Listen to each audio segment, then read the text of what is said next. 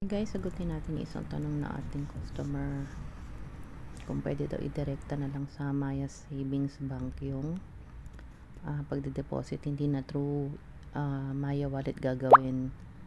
May difference kasi yan guys, kung sa Maya Wallet nyo muna idadaan, in that way napapaboost yung interest, tumataas yan up to umaabot pa nga ng at least 10% eh.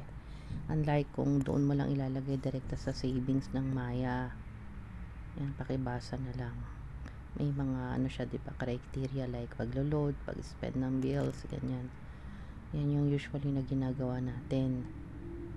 Di ba, may mga boosted emission. So, yun lang guys. Pero papakita ko sa inyo kung paano naman yung direkta na lang sa savings i-deposit yung sa Maya. Basahin nyo muna yan para may idea kayo kung paano. Ang ginagawa ko naman guys kasi nasa Maya Savings lang yung pera. Kung kailangan ko lang pang load, saka ko lang siya ilipat ng konti. So yan umpisahan natin.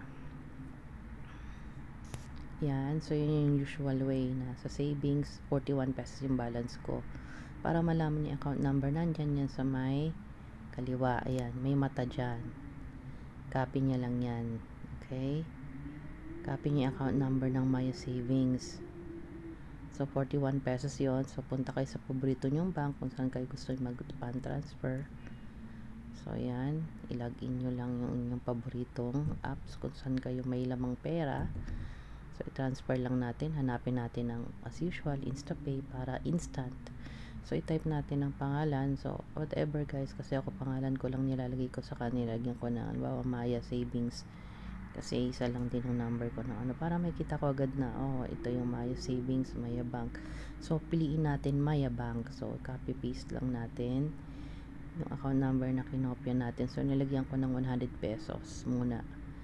Try lang natin. So aking okay. So punta tayo sa Maya. Kung pumasok na, so sa savings tayo ulit. Ayun na guys, pumasok na yung 100 pesos, 'di ba? Ando na agad. Okay, so yun ang ginagawa natin usually, yung sa wallet. Punta lang tayo sa deposit. Savings, tapos deposit.